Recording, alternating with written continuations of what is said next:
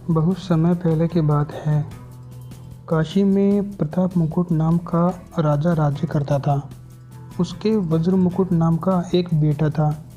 एक दिन राजकुमार दीवान के लड़के को साथ लेकर शिकार खेलने के लिए जंगल में गया। घूमते घूमते घूमते उन्हें एक तालाब मिला। उसमें पानी उसके जो पानी था उसमें कमल खिले हुए थे और हंस किलोल कर रहे थे, मतलब खेल रहे थे। किनारों पर घने पेड़ थे जिन पर पक्षी चहचहा रहे थे।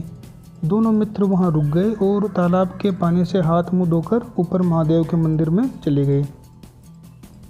घोड़ों को उन्होंने मंदिर के बाहर बांध दिया। वो मंदिर में दर्शन करके बाहर आए तो क्या देखते हैं कि तालाब के किनारे राजकुमारी अपनी सहेलियों के साथ स्नान करनी आई है। दीवान का लड़का तो वहीं एक पेड़ के नीचे बैठा रहा, पर राजकुमार से रहा न गया। वह आगे बढ़ गया। राजकुमारी ने उसकी ओर देखा तो वह भी उस पर मोहित हो गई।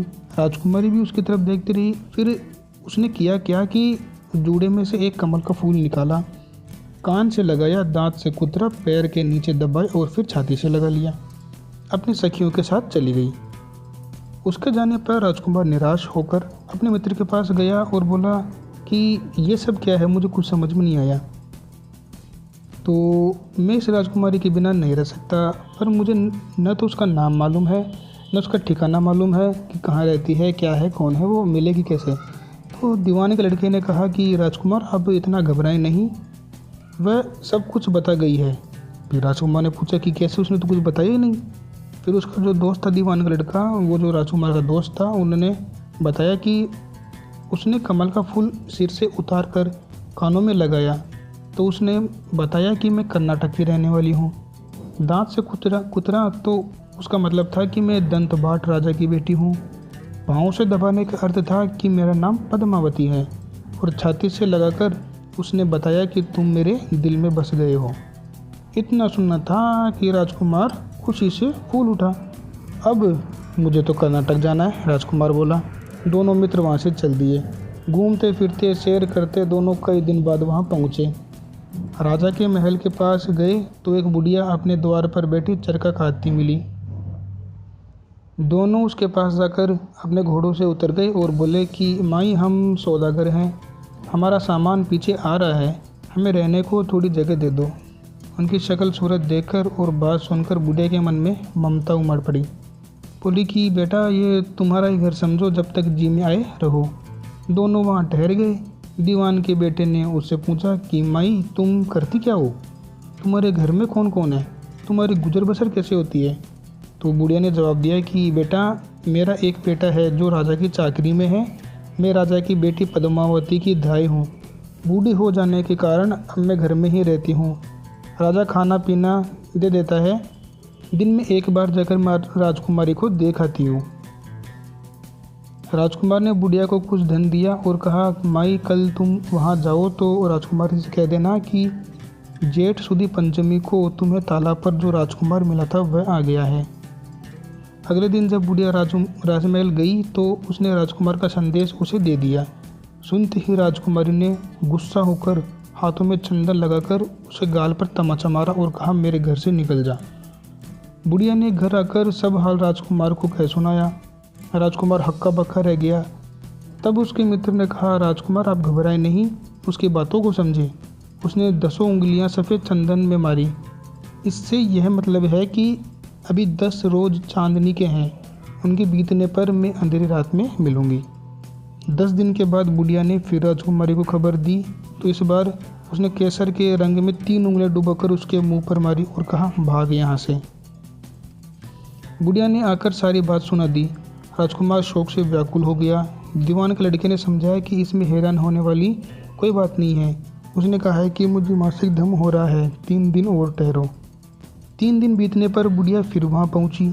इस पर राजकुमारी ने उसे फटकार कर पश्चिम की खिड़की से बाहर निकाल दिया। उसने आकर तुरंत राजकुमार को बताया। सुनकर दीवान का लड़का बोला, मित्र, उसने आध रात को तुम्हें खिड़की की राह में बुलाया है। खुशी के मारे राजकुमार उछल पड़ा। समय आने पर उसने बुढ़िया की पोशाक पहनी, इत्र लगाया, हथियार बांधे और दोपहर रात बीतने के बाद वह महल में जा पहुंचा और खिड़की में से होकर अंदर पहुंच गया। राजकुमारी वहां तैयार खड़ी थी। वह उसे भीतर ले गई।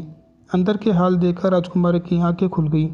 एक से एक बढ़कर चीज़ें थी। रात भर राजकुमार के साथ रहा। जैसे ही दिन निकलने को आया कि राजकुमारी ने राजकुमार को छिपा दिया और रात होने पर फिर बाहर निकाल लिया। इस तरह कई दिन बीत गए। अचानक एक दिन राजकुमार को अपने मित्र की याद आई। उसे चिंता हुई कि पता नहीं उसका क्या हुआ होगा, वो किस हाल में होगा। उसे उदास देखा राजकुमारी ने कारण पूछा तो राजकुमार ने बताया कि मेरा एक बड़ा प्यारा दोस्त है, वो बहुत चतुर है, उसकी होशियारी से ही तुम मुझे मिल पाई हो। राजकुमारी ने कहा कि मैं उसके लिए एक बढ़िया बढ़िया भोजन बनवाती हूँ, तुम उसे खिलाकर तसल्ली देकर लौट आना। खाना साथ में लेकर राजकुमार अपने मित्र के पास पहुँचा। वे महीने भर से मिले नहीं थे। राजकुमार ने मिलने पर सारा हाल सुनाकर कहा कि राजकुमारी को मैंने तुम्हारे चतुराई की सारी बातें बता दी है, तभी तो उसने यह भोजन बनाकर भेजा है। दीवान का लड़का सोच में पड़ गया। उसने कहा कि यह तुमने अच्छा नहीं किया। राजकुमारी समझ गई है कि जब तक मैं हूँ तब तक वह तुम्हें बस में नहीं रख सकती है, इसलिए उसने इस खाने में जहर मिलाकर भेजा है।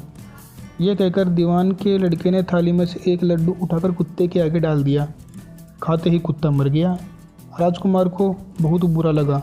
उसने कहा कि ऐसी स्त्री से भगवान बचाए, मैं अब उसके पास नहीं जाऊंगा।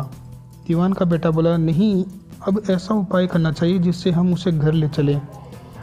आज रात को तुम वहां जाओ। जब राजकुमारी सो जाए तो उसकी बाएं जांघ पर त्रिशूल का निशान बनाकर उसे गहने लेकर चले आना। राजकुमार ने ऐसा ही किया। उसके आने पर दीवान का बेटा उसे साथ लेके योगी का भेष, जो कि तांत्रिक होता है, उसका भेष बना के मरघट में जा बैठा और राजकुमार से कहा कि तुम ये गहने बाजार में बेच कर आओ, कोई पकड़े तो कह देना कि मेरे तांत्रिक गुरु ने मुझे दिए, उनके पास चलो।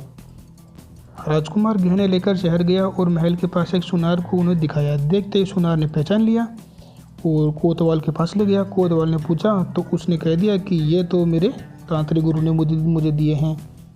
गुरु को भी पकड़ लिया गया। सब राजा के सामने पहुँचे। राजा ने पूछा कि तांत्रिक महाराज, ये गहने आपको कहाँ से मिले? तो तांत्रिक बने दीवान के बेटे, जो कि राजकुमार का दोस्त था, उसने कहा कि महाराज, मैं मसान में काली चौदस को डाकिनी मंत्र सिद्ध कर रहा था कि मेरे पास डाकिनी आई। मैंने उसके गहने उतार लिए और उसकी बाईं जांघ में त्रिशूल का निशान बना दिया। इतना सुनकर राजा महल में गया और उसने रानी से कहा कि जाकर देखो पद्मावती की बाईं जांघ पर कोई त्रिशूल का निशान तो नहीं है। तो रानी ने देखा तो सच में वहाँ त्रिशूल का निशान था। राजा को बहुत दुख हुआ। बाहर आकर वह योगी को एक और ले गया और जाकर धीरे से बोला, महाराज, धर्मशास्त्र में खोटी स्त्री के लिए क्या दंड है? तो तांत्रिक, जो कि योगी था, उसने जवाब दिया कि राजन, ब्राह्मण, गऊ, स्त्री, लड़का और अपने आश्रय में रहने वाले से कोई खोटा काम हो जाए तो उसे देश निकाला दे देना चाहिए। ये बात सुनकर राजा ने पद्मावती को डोली में बिठाकर जंगल में छुड़वा दिया। राजकुमार और दीवान का बेटा तो ताक में ही बैठे थे पहले से ही। राजकुमारी को अकेली पकड़ साथ में लेकर अपने नगर में लौट आए और आनंद से रहने लगे। अब इसमें आप मुझे ये बताओ कि इन सब में गलती किसकी है? पापी कौन? इसमें पाप लगा किसको?